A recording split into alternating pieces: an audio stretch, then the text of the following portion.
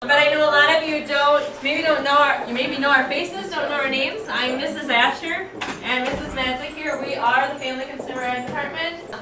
In the Family Consumer Ed Department, we teach about 14 different courses. So our department, Family Consumer Science, and I'll let, the good thing about technology, we have different sections and focuses in our department, and the foods focus would be definitely a hot topic. Would you guys agree? Many of you have been in there already. We teach Foods 1, Foods and Nutrition 2, Food Service, and Food Science. You need Foods 1 for Foods 2, Foods 2 for Food Service. Food Science, the only prereq you need is Foods 1, as well as your, is it Science 10? Science 10?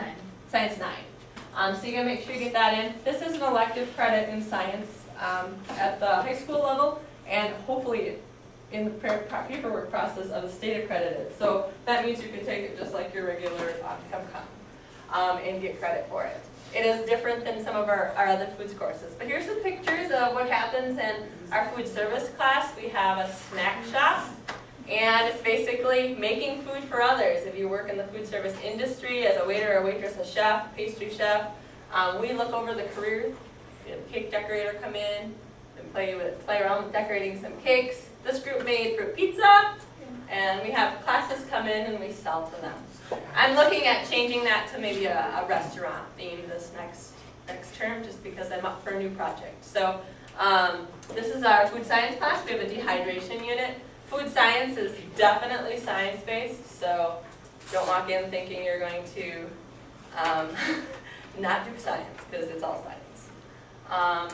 Dehydration is there, and then along with cake decorating, this falls in a pastry chef's job, gingerbread making at a house. We do that every now and then, definitely tough. We've got one of our other classes, we're making a smoothie, and most of you know Nick. And then we've got our dehydrating unit again in food science. Food science is our newest course, so know that it's been taught in the third round right now. Ms. Madzik will share a little bit on fashion and textile area. All right, so we have fashion and textile focus. How many of you, any of you take fashion yet? Fashion 1, a couple of you, 3 of you. All right, so we have the focus on sewing, basically. Next year you're going to see it in the course description book as beginning sewing and then advanced sewing classes. So it's not fashion 1, fashion 2 anymore. They've changed that since then. We also have a textiles class. Textiles 1 and Textiles 2 right now is being taught by Mrs. Hansen. So periodically we may flip back and forth. So if that's something you're interested in, it's more art-based right now than it is face-based or sewing-based with what it was with me. So those are a few classes that we have. Fashion 2, or what we call advanced sewing next year. We usually do costumes for the play or the musical in the fall, but we didn't have enough students this quarter or this year to do that. So depends on what you guys decided you want to sign up for. But here's some pictures of quilt making that we did. Just some random sewing projects that people have done in class. These girls made their dresses for graduation, so those are actually all homemade.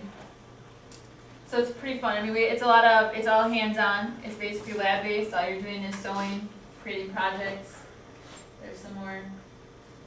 We also have a family living focus. These kind of classes include parenting. How many of you seen the babies going out? You seen the babies floating around in the car seats?